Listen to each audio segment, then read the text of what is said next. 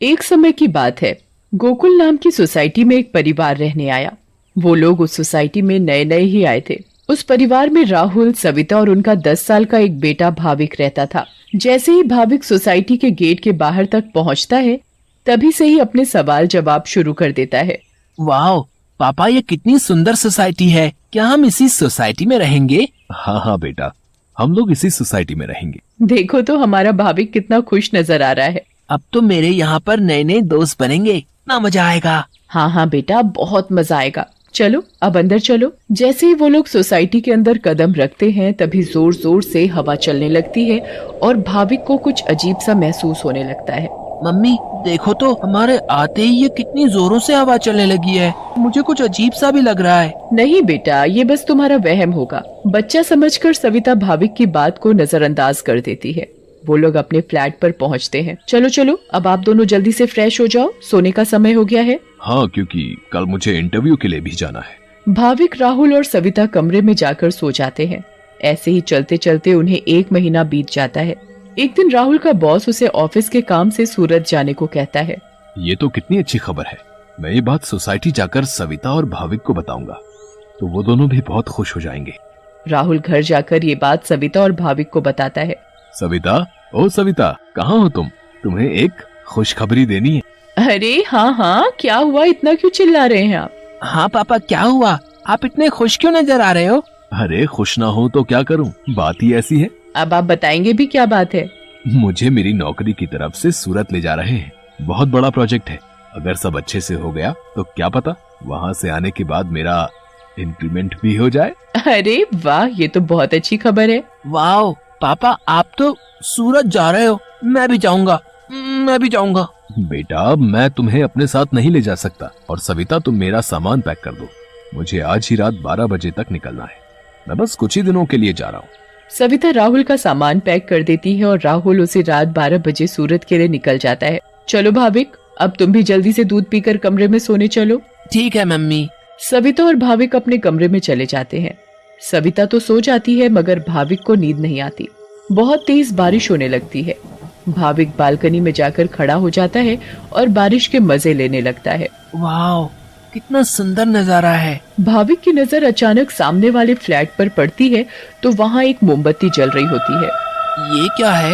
ये सामने से कैसी रोशनी दिखाई दे रही है? ऐसा लग रहा है जैसे कोई मोमबत्ती जली हुई हो। अगर जब से हम यहाँ आए हैं तब से तो ये फ्लैट बंद पड़ा है। भाविक को फिर अचानक से एक औरत चलती हुई दिखती है। अरे ये औरत कौन है? कहीं यहाँ कोई भूत तो नहीं? मम्मी, मम्मी, भूत, भूत, मम्मी, मम्मी बचाओ, मुझे बचाओ।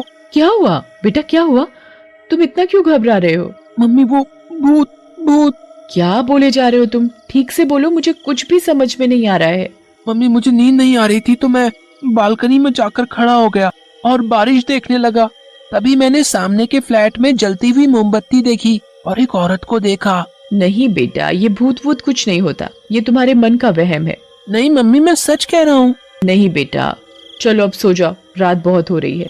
नहीं, मैं आपको लेकर जाता हूँ। अच्छा चलो, दिखाओ कहाँ है भूत। फिर भाविक सविता को बाहर लेकर जाता है। कहाँ है भूत? मुझे तो कहीं कोई नहीं दिख रहा।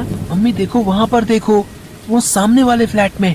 अरे बेटा, कुछ भी नहीं है वहाँ पर। नहीं मम्मी, मैं झूठ नहीं बोल रहा।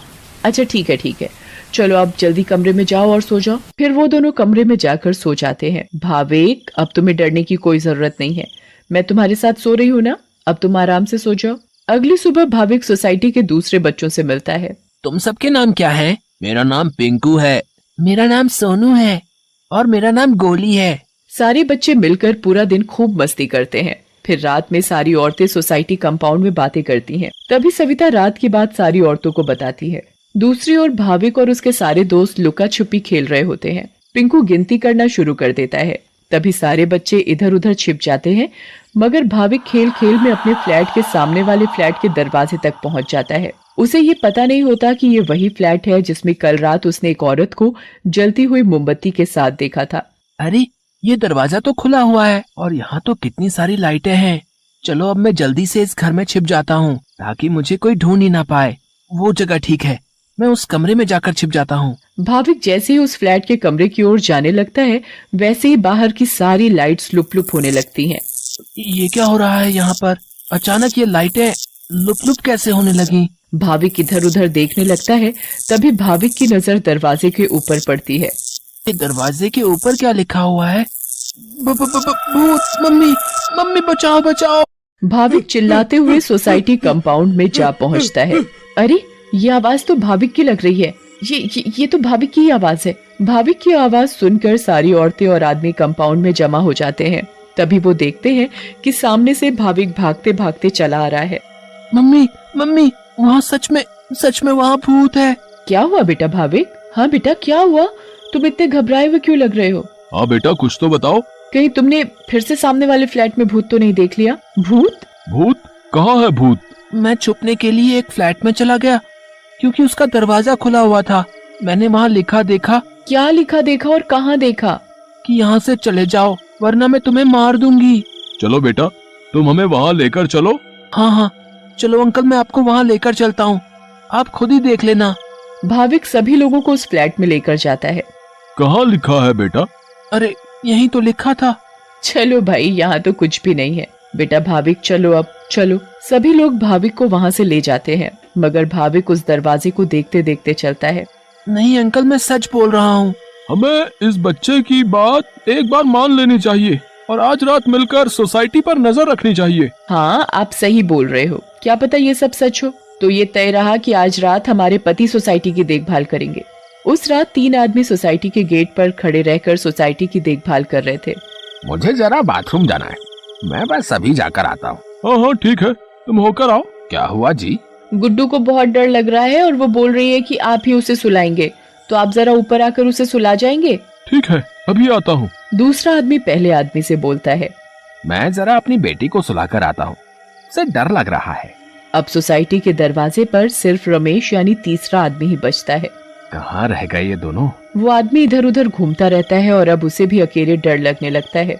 तभी उस आदमी को किसी औरत का साया दिखता है। उसके लंबे खुले हुए बाल और पायल की छम छम आवाज। चुड़ैल, बचाओ बचाओ, चुड़ैल। फिर अचानक वो चुड़ैल उसके सामने आ खड़ी होती है और आदमी बहुत तेज चिल्लाता है और वहीं बेहोश हो जाता है। अरे, ये चिल्लाने की आवाज किसकी आई? हाँ, आवाज तो मुझे भी आई। चलो चलकर देखते हैं। सारे सोसाइटी वाले अपनी बालकनी में आ जाते हैं तो वो क्या देखते हैं कि वहाँ रमेश बेहोश पड़ा हुआ था। ये आवाज कैसी आई थी? फिर सोसाइटी वाले नीचे आ जाते हैं तो वो वहाँ पर रमेश को जमीन पर पड़ा हुआ देखते हैं। सब जल्दी से नीचे आते हैं। सविता और भाविक भी नीचे आ जाते हैं। अरे, कोई इन्हें होश में लाओ। उठिए भाई साहब, उठिए। फिर कुछ ही देर में रमेश को होश आता है और वो सारी बात सोसाइटी वालों को बताता है जो उसके साथ कुछ देर पहले हुई थी। तभी सोसाइटी में अजीब सी आवाजें आने लगती हैं। मम्मी, देखा ना, मैंने बोला था ना कि भूत है। हाँ बेटा, तुम सही कह रहे थे। तभी सोसाइटी के बीचों बीच धुआं उठने लगता है और वहाँ वो चुड़ैल आ जाती है। कौन हो तुम और क्यों हमें इतने दिनों से परेशान किया हुआ है? हाँ हाँ बताओ, क्यों तुमने इतने दिनों से इन लोगों को परेशान किया हुआ है? हम भी तो इसी सोसाइटी में रहते हैं। तुमने कभी हमें तो परेशान नहीं किया, तो इन लोगों को ही क्यों? हाँ हाँ बोलो बोलो। तुम्हारी वजह से मैं कितना डर गई थी। बताती हूँ, सब बताती हूँ। कई सालों पहले जब मेरी शादी हुई तो मैं और मेरे पति रवि सविता के सामने वाले फ्लैट में रहने आए। हम बहुत खुश थे, पर अचानक मेरी माँ की तबीयत खराब होने की वजह से मुझे कुछ दिन के लिए यहाँ से जाना पड़ा। और तभी सविता के फ्लैट में एक बहुत सुंदर लड़की रहने आई। रवि उस लड़की को पसंद करने लगे थे और वो लड़की भी। उस लड़की को ये बात नहीं पता थी कि रवि शादीशुदा है। मैं जब वापस आई और मुझे ये सब पता लगा तो मैंने रवि को समझाने की बहुत कोशिश की, बहुत लड़ाई की, पर वो नहीं माने। रवि मुझे छोड़कर उस लड़की से शादी करना चाहते थे और एक दिन रवि और वो लड़की चुपके से अचानक कहीं चले गए। मैंने उन्हें ढूंढने की बहुत कोशिश की मगर वो मुझे कहीं नहीं मिले। और एक दिन मैंने उन दोनों को बाजार में साथ देखा। उन दोनों ने शादी कर ली थी। मैं भागते हुए घर आई और ये बात मुझसे बर्दाश्त नहीं हुई और उसी रात मैंने फ्लैट से कूदकर अपनी जान दे दी। और उस दिन से इस फ्लैट में किसी को रहने नहीं देती जिसमें सविता और उसका परिवार रहता है। हमें बहुत दुख हुआ सुनकर जो भी तुम्हारे साथ हुआ, पर इसमें मेरे और मेरे परिवार का क्या कसूर है? हाँ आंटी, आप तो अच्छी आंटी हो, ऐसे कैसे कर सकती हो? चुड़ैल भाविक की मासूमियत देखकर पिघल जाती है। ठीक है, अब मैं तुम लोगों को कभी परेशान नहीं करूंगी। ऐसा कहते ही वो चुड़ैल हवा में गायब हो जाती है और कभी किसी को परेशान नहीं करती।